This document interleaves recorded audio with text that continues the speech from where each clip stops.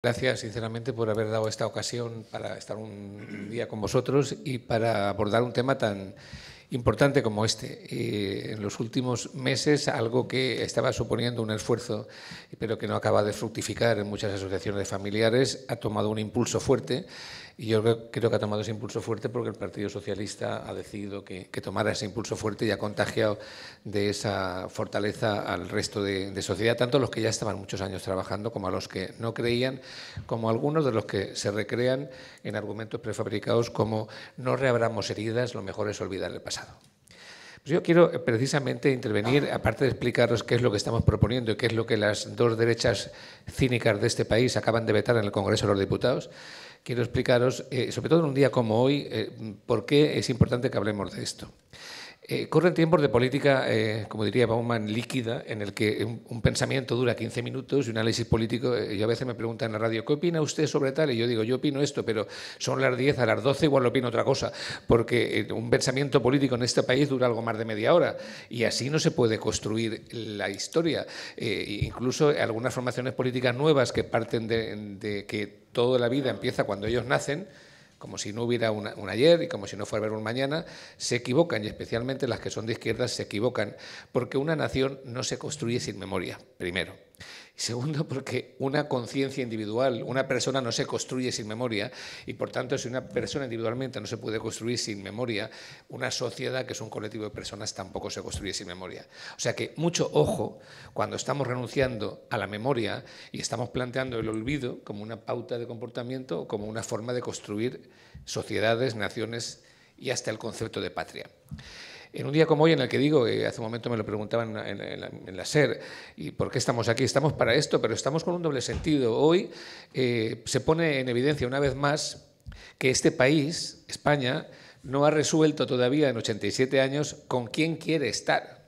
Si con los que ganaron la guerra mundial, es decir, con los aliados que instauraron la democracia en Europa y no la pudieron instaurar en España, o si con los fascistas y los nazis que tumbaron la República con sus aviones ayudando a un dictador militar. Cuando me digo esto me dicen, oh, no, es que esto es así. Es que los que están en las cunetas fusilados por rebelión, o sea, los que se rebelaron, fusilan a los demócratas por rebelión, tenían razón, porque luego los que ganaron fuera eran aquellos que pensaban lo mismo que los muertos. Y hay episodios tan hermosos en la historia de España, fuera de España, como que fuera el sargento Fabra o el comandante Granel los que liberaran París a las órdenes del general Leclerc y que tengan allí reconocimientos, placas y homenajes que en España siguen sin tener. Mientras que España sigue siendo el segundo país del mundo después de Camboya con fosas comunes, después de 80 años en los que ha habido 40 de represión, 40 de paciencia que solo los ha puesto la izquierda, y ahora nos dicen, nos regamos el pasado, 40 más de olvido. Y ahí es donde yo digo, y así planteé mi compromiso con Pedro Sánchez cuando me ofreció esta secretaría, 40 no, ni uno más. Porque aquí queda una parte de la nación que está por resarcir. Y cuando digo que está por resarcir, digo que me expliquen, y nadie se levanta nunca en ninguna charla, y llevo como 50, a decirme qué precepto moral, político, ético, religioso es el que sustenta la posición de no querer dar sepultura digna, sea laica o sea cristiana, a los que están injustamente todavía en fosas comunes amontonados o en las cunetas. Como no hay nadie que me pueda explicar eso, digo que la razón de derecho humano y de aquellos que pensamos en fraternidad, en igualdad y en libertad, es la que nos da la razón y nos ampara para tener la posición que estamos teniendo. En función de eso es por lo que hemos presentado una propuesta de ley que realmente es una ley nueva. Así se lo expliqué al expresidente Zapatero cuando fui a decirle, mira, pienso que tenemos que hacer una reforma que prácticamente sea una ley nueva. Fue el primero que se lo dije porque no quería que se enterara por la calle, y él honestamente me dijo, si puedes llegar más allá de donde yo llegué, adelante. Porque él llegó hasta donde pudo, a pesar de que ya hacía mucho tiempo, ¿no?, que había pasado todo lo que la historia de España ya sabéis que pasó. ¿De qué partimos? En el preámbulo explicamos perfectamente que desde hace casi 11 años que se aprobó aquella ley, y en esos 11 años ha habido un relator de Naciones Unidas, ha habido organismos internacionales que se han pronunciado, se ha censado los muertos que tenemos aquí, y sobre todo se ha analizado cuál ha sido el comportamiento y de los gobiernos distintos y las fisuras que nuestra ley tenía. Yo siempre digo amablemente que el presidente Zapatero, con ese carácter de bondad con el que él concebía y concibe la vida, estableció una ley pensando que todos los gobiernos serían decentes. Y yo le digo, eso, te equivocaste. Pero claro, si habéis visto estos días, cuando hacen alguna resemblanza de algunas entrevistas que le han hecho a Mariano Rajoy, él prometió en la campaña electoral que iba a derogar la ley de memoria histórica. Y en una entrevista de televisión le preguntan, oiga, pero usted no ha cumplido su palabra, no ha derogado la ley de memoria. Y dijo, con ese desparpajo de indecencia que le caracteriza, no, pero le ha dejado sin presupuesto, que es lo mismo. Es decir, es como si yo le pregunto a alguien, oiga, usted dijo que mataría a este y no lo ha matado. No, pero lo he dejado sin agua y sin comida, que ya se morirá. Por tanto, yo no lo mataré, será él el que se ha muerto. Y eso encardina mucho con el pensamiento de la derecha de este país, que así como las derechas en el resto de Europa son demócratas y piensan en ganar o perder en las urnas, la derecha de este país, cuando gana elecciones, cree que ha ganado lo que ganaron sus abuelitos, cree que ha ganado la guerra. Y entiende siempre que si la ganan los otros son unos intrusos ocupas y si la ganan ellos es ley de Dios. Y tenemos que quitarles esto de la cabeza. Y se lo hemos de quitar con posiciones respetuosas, pero valientes y decididas, y no cediendo con complejo, que a veces lo tenemos, a ninguna de sus pretensiones, sobre todo cuando, como os he dicho al principio, nos avala la razón de la historia. No estábamos equivocados, estamos en el lado que la democracia triunfó luego en Europa. ¿Qué colocamos? ¿Cuál es la finalidad de esta ley? Pues todos esos fallos que hemos demostrado en los últimos 10 años que ha podido tener la ley, corregirlos.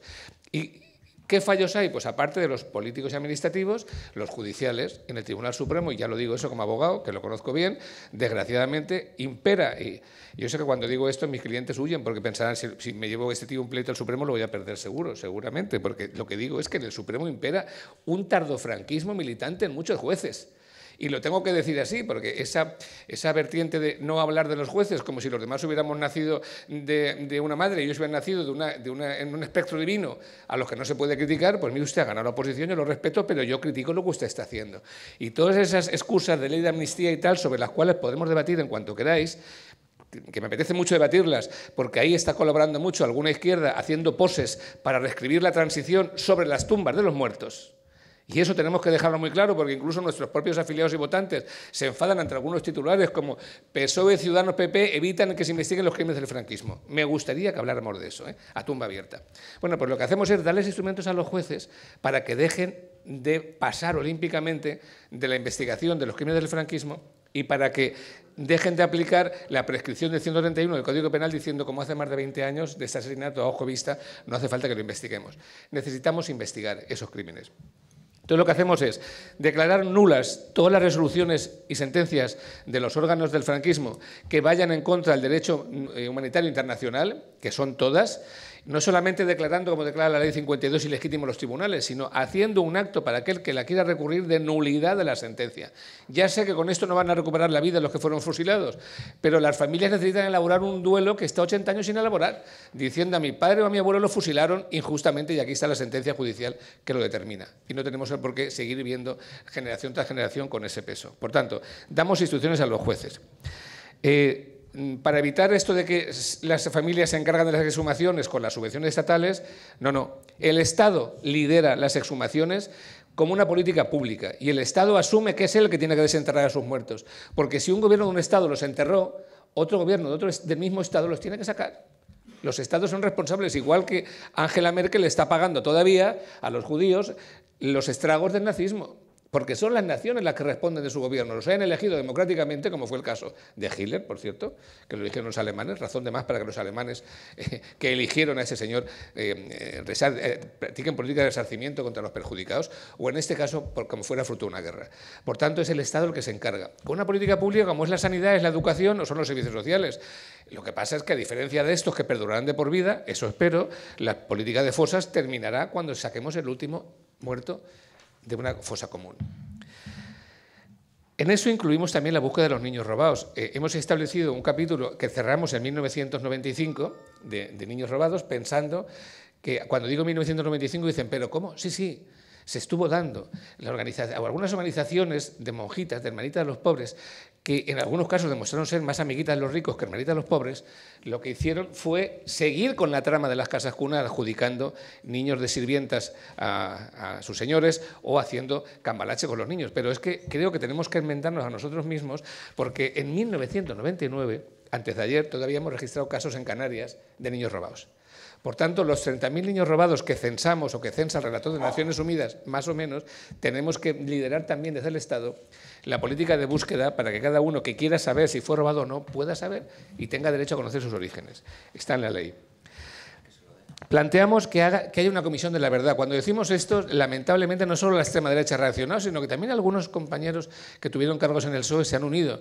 Yo creo que en una enajenación transitoria, supongo, a estos escritos de la extrema derecha, diciendo que queremos imponer una verdad oficial. No, no, la Comisión de la Verdad no la invento yo ni la inventa el Partido Socialista. Es una recomendación de Naciones Unidas que se ha aplicado ya en muchos países y que lo que pretende es que ahora, más allá de que cada uno cuente la feria cómo le va, haya una verdad oficial que diga esto fue lo que pasó. Y habrá una verdad oficial que nos sorprenderá de lo que pasó en la Guerra Civil, que algunos no querrán oír, porque seguramente en las dos fuerzas, que una se sentía atacada y otra que tenía que defenderse, habría abusos, no lo sé, la comisión lo dirá, pero lo bien cierto es que después de la Guerra Civil hubo fusilamientos absolutamente injustos que tienen que asumirse y tienen que contarse qué pasó. Y por eso queremos que esa Comisión de la Verdad, que tiene una composición concreta y un lapsus de tiempo concreto en cómo la planteamos, entregue al Congreso de los Diputados un dictamen sin carácter vinculante, pero que lo entregue, que pueda ser incorporado en las aulas donde se educa a la gente para decirle, mire, esto es lo que pasó. Y a partir de ahí, en la libertad de cátedra y de conciencia, cada uno que añada lo que quiera, pero que haya un tronco de verdad, como han construido en Argentina, como han construido en Chile y en otros países que no son más desarrollados que nosotros y que han tenido la gallardía de hacerlo. Lo sabe bien Mariano Rajoy, que acaba de reconocer a las víctimas de la dictadura argentina y acaba de vetar cínicamente a las víctimas de la dictadura española en el Congreso de los Diputados, junto con la derecha moderna que viene a salvarnos de no sé cuántos males de Ciudadanos, que viene a salvarnos pero no se equivoca. Veta con el PP la historia de España y el resarcimiento de las víctimas del franquismo. Y les para peor, porque Mariano representa una derecha confesional, un tanto más casposa y más mayor. Pero estos vienen de modelos de escaparate nuevos y de posaos. Y de voy a resolver las cosas modernas de la política y antes de mí no hay nada, y resulta que se comportan igual y pugnan por el mismo sector carca de la política española. Lo tengo que decir, sé que no les gusta, pero lo tengo que decir así porque las pruebas son esas. Nuestra propuesta de ley está vetada en el Congreso de los Diputados porque las dos derechas españolas que compiten entre sí, en un acto de cinismo, han hecho que se vete. Establecemos un Banco Nacional de ADN, porque ya hay ADNs hechos en algunas comunidades, porque estamos trabajando con nietos ya, y a la que nos demos cuenta vamos a perder la capacidad de reconocer. Por tanto, los ADNs que ya se han hecho y que son costosos, más los que haya que hacer, no tienen el por qué pagarlo los herederos de las víctimas, sino tienen que hacerse cargo el Estado en su Banco Nacional de ponerlo a disposición de todos aquellos que quieran encontrar a sus antepasados mientras esto esté pendiente. Establecemos, por tanto, que haya una dirección general en el ministerio que corresponde, desde mi punto de vista es el de Justicia, que se encargue de estas exhumaciones con planes cuatrienales de acuerdo con el mapa de fosas, que ya está totalmente o prácticamente concluido. Ya sabemos dónde están el 90% de las fosas de este país. Ya podemos establecer planes cuatrienales que nos llevan a decir estos 4 años se va a hacer esto, esto y esto. Y ahí, junto a esa dirección general y su presupuesto, hay una comisión técnica especializada que establece, pues desde antropólogos, arqueólogos, forenses, que establece la forma, las condiciones y cómo se lleva a práctica esas exhumaciones. Para ello necesitamos también que haya un pleno acceso a los archivos. Es impensable que en el siglo XXI, en 2018, todavía haya archivos secretos en el Ejército, todavía haya archivos en la Iglesia que los obispos se niegan a abrir y todavía haya archivos en la Guardia Civil que no se puedan consultar. Alguno me dirá, en mi ciudad sí, pero yo puedo deciros, en todas las ciudades no. Y esto no es una cuestión de que vaya por barrios, esto es que la nación se destapa y pone a disposición de los estudiosos de la historia y de los que quieran saber qué pasó, todos y cada uno de los archivos que cada institución de este país tiene, sea militar, sea civil o sea religiosa. Queremos establecer también un censo nacional de víctimas. Necesitamos saber cada víctima que colocamos. Ya sabemos que todas murieron por un paro cardíaco. Los que se mueran hoy en Murcia también morirán por un paro cardíaco, sea cual sea la causa. Da igual que le peguen un tiro que sea un cáncer terminal, porque todos vivimos hasta que se nos para el corazón. Lo que pasa es que a uno se les paró por 2 tiros en la nuca, a otros se les paró por 2 tiros en el corazón, y queremos saber de cada víctima cuál fue la causa que la llevó a morir, cuál fue el trasunto que tuvo para llegar hasta ahí y tenerla registrada para que todo el mundo sepa qué pasó con cada una de las víctimas y esté en un censo nacional en el que se pueda mirar de qué murió cada uno, cuál fue la causa que lo llevó. Si es una afrenta, bueno, estará en la historia de nuestro país, pero si en este país hubo centenares de miles de muertos que murieron por fusilamiento sin causa justa, pues esta conciencia nacional, en vez de en el olvido, tendrá que soportarlo en su conciencia, porque soportar en la conciencia los hechos que suceden es la única manera que no se vuelvan a repetir. olvidarlos es la mejor manera, aunque ahora nos parezca extraño, de que ahora se vuelva a repetir. Yo digo esto incluso cuando hablamos de refugiados. Cada uno en nuestras casas llega el fin de semana como hoy y venimos a una charla como esta, que es de agradecer, o nos vamos a comprar o nos vamos al cine, pensando que va a ser así toda la vida. Y yo os digo que teniendo un majadero en la Casa Blanca como tenemos en este momento, elegido igual que se eligió Hitler por votación popular, teniendo una tensión en Siria como la que tenemos, pues eso que ahora miráis con distancia como que hay refugiados en el Mediterráneo, no significa que no podáis ser vosotros. Si se arma un lío en Oriente Medio y la cosa repercute. O sea, que nadie crea que su seguridad está garantizada de por vida, que su salud está garantizada de por vida, que su educación está garantizada de por vida y que se pueda acostar a dormir. Meto este inciso porque a veces en la confortabilidad de pensar que cuando nacemos todo está hecho y que no hay que cultivar más, pues no es así. Cuando un agricultor tiene un olivo o un manzano o un melocotón o un geranio en su balcón, sabe que o le quita hojas secas, lo cuida, lo riega o se muere. Y todo lo que tenemos a nuestro alcance en este momento necesita de riego, de cultivo, de podar hojas secas y de echar algún insecticida contra las termitas que lo quieren corroer. Por tanto, que la conciencia no nos falle, porque no estamos hablando de terceros, estamos hablando de nosotros mismos, al hablar de memoria, al hablar de refugiados y al hablar de cualquier tipo de seguridad. Hacemos un reconocimiento a quienes sufrieron incautaciones y sanciones del 36 al 45. ¿Esto qué quiere decir? Y esto es lo que aterra al Estado. Y yo le digo al Estado que no tiene por qué aterrarse tanto. Igual que se devolvió patrimonio incautado a los partidos y a los sindicatos, ya sé que no en su totalidad, pero se hizo ese gesto, mi pregunta es ¿por qué aquellas personas que fueron sancionadas y expropiadas o fueron multadas por pensar no se les tiene que resarcir? Cuando hablamos del fusilamiento de Companys, por ejemplo, por poner un caso que está muy en boga ahora, se nos olvida que junto a ese fusilamiento iba la sentencia de incautarse todos los bienes. Cuando hablamos de sanciones, hablamos, por ejemplo, toco de memoria, pero creo que a la familia Alcalá Zamora se le pusieron 8 millones de las antiguas pesetas, a Pasionaria 3,5 millones, que acabó por no pagar, a Manuel Azaña no sé si fueron 4,5, a algunos, la familia de Alcalá Zamora llegó a pagar 1,5, había sanciones, pero todo eso que está documentado, porque cuando se incautaba un bien de una familia en un pueblo y se le entregaba al jefe local del movimiento o al falangista, se hacía un expediente ficticio, pero se hacía un expediente de subasta por 4 pesetas y el Banco de España lo cobraba. Por tanto, os puedo asegurar que yo lo he visto, con el Banco de España están todos los expedientes o la mayoría de expedientes de subastas fraudulentas que se hicieron para robar patrimonio a las familias de demócratas, de rojos, o como los quisieran llamar, y entregárselo a las familias Pero cosas tan curiosas. Estuve mirando un expediente hace poco de una familia andaluza en la que se dice: incautados los semovientes, que eran el caballo y 2 cabras que tenía, que ordeñaba para darle de mamar a la niña, después de haberle matado al marido y al hijo mayor, dejan a la mujer sentada en una silla, que es lo que le dejan en la casa la incautan también y le dan 6 meses para que desaloje, la dejan con la niña en brazos y dice, y se incauta también la cunita del bebé. Se llevan también la cunita de la niña y está en el expediente. Es que cosas de esas son tremendamente sangrantes. Y yo ya sé que a esa familia no se la va a resarcir, pero sus descendientes tienen derecho a, si tienen un expediente de aquello, y si no, que le ayudemos a buscarlo, y lo reclaman, que hay una devolución. El Banco de España sabe eso y lo tiene tasado en 3,5 euros por peseta. Lo digo para que penséis que saben que algún día eso se tendrá que devolver, como han devuelto los alemanes, la parte que han podido demostrar a los judíos incautados. Con respecto a las sanciones, no es muy grave el tema. Tenemos estudiado, por ejemplo, en Andalucía y en una parte de Aragón, también se está acabando el estudio de Madrid, que el 60% no hay que devolverlo, porque las sanciones que se pusieron a cualquier persona, en parte la pagaron las familias medias republicanas, que eran médicos, que eran abogados, que tenían un cierto poder adquisitivo.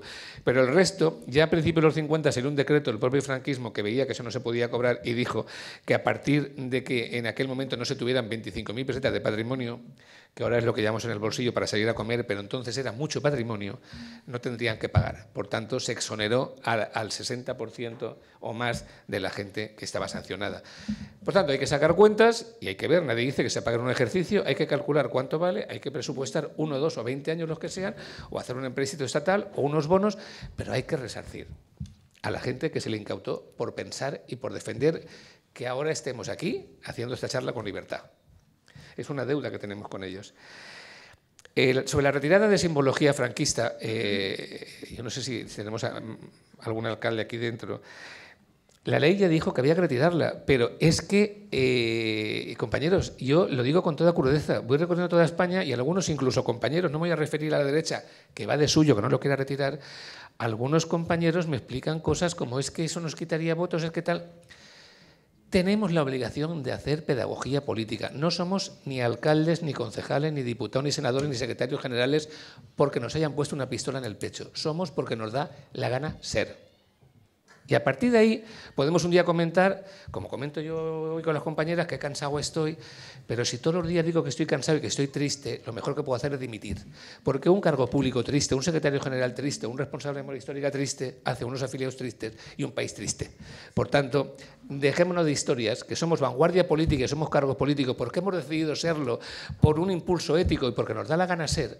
Yo mismo estoy aquí hoy porque me gusta estar, no me pagan por esto. Cuando alguien me dice, ¿usted le paga? No, ¿y por qué lo hace?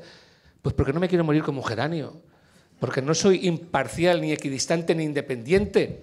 Porque esos que van a hablar a los sitios y dicen yo soy imparcial y además se engolan en las tertulias y les pagan por eso, además. A mí nunca me pagaron en ninguna tertulia, pero ellos les pagan. Son como hombres del Renacimiento que igual pueden hablar de los líos de Belén Esteban, que la memoria histórica, que la prisión permanente revisable a la misma hora de la mañana. Y les pagan. Y dicen, para darle empaque, yo soy imparcial, equidistante, independiente. Y yo les contesto, pues mire, cuando se muera, cuanto antes que lo entierren en el suelo y sin ataúd para que abone usted la tierra, porque usted es un saco de guano. Usted no ha aportado nada en esta vida, por lo menos abone la tierra cuando se muera. O sea, por eso estoy aquí, porque no quiero abonar la tierra cuando me muera, quiero dejar alguna impronta como ser humano que tiene inquietudes y que tiene una actitud ética como la tenéis los que estáis hoy aquí, que podéis estar en otro sitio y estáis aquí. Entonces, razonémosle eso así a la gente, ¿no? Razonémosle qué es lo que estamos haciendo por eso. Entonces, queremos plantear que esa retirada de símbolos, queridos compañeros y queridos alcaldes y concejales, hay que hacerla. Y como hasta ahora hemos visto que hay todo tipo de pretexto para no hacerla, establecemos sanciones penales para quien no la haga. Porque las leyes se cumplen, no se adaptan a la circunstancia de cada pueblo, se cumplen. Y ya había que haber cumplido la Ley 52 y ahora hay que cumplir esta ley cuando se apruebe. Planteamos que haya una política reparatoria integral, que en las escuelas se explique esta verdad oficial hecha por la Comisión de la Verdad y que tengamos acciones de investigación y de difusión que hagan que la gente quede reparada.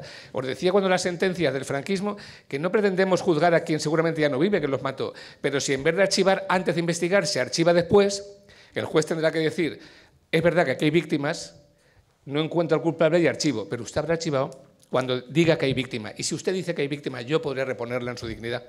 Si no hay víctima, no la puedo reponer en su dignidad. Eso es lo que pretendemos.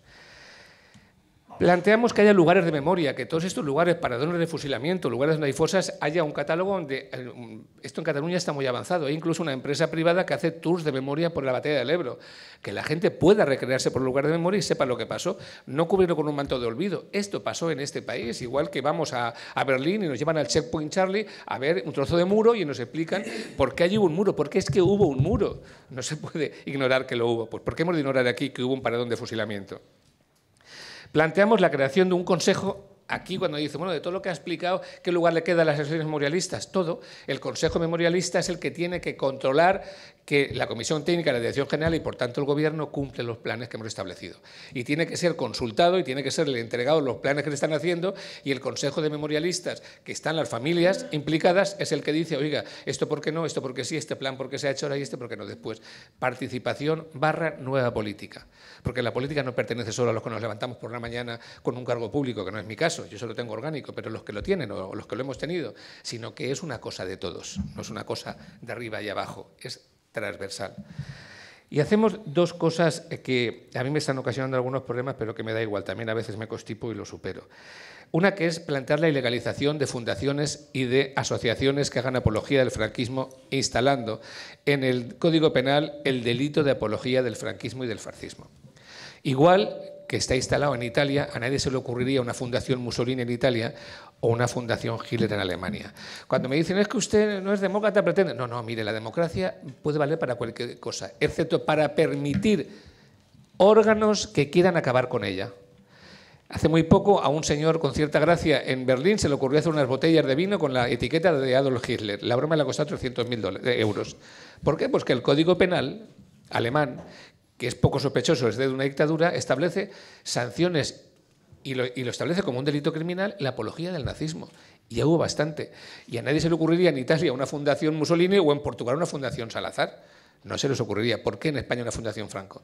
Que además ha estado subvencionada hasta hace 4 días y administra patrimonio nacional, como es el Pazo de Meirás, que debería haber estado incautado ya legalmente porque hay pruebas suficientes para ver que fue una compraventa fraudulenta, que fue forzada, por igual que se forzaba a regalarle los collares que tanto le gustaban a doña Carmen.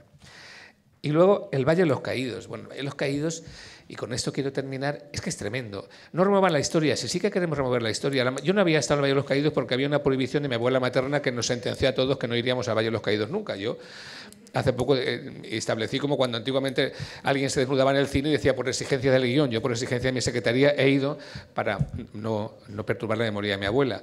Y es verdad que tenía razón para no dejarnos ir, porque entrando a la izquierda se encuentra uno con una capilla de la Virgen de África. Yo, a pesar de de mi falta de fe, tengo cierta pasión por el Vaticano y por estudiar las vírgenes y las vírgenes, que solo hay una, además son advocaciones marianas. Según donde desaparece María, pues es del Pilar, es de la Olivera o es de donde desaparezca, pero vírgenes solo hay una, fecundadas por un espíritu.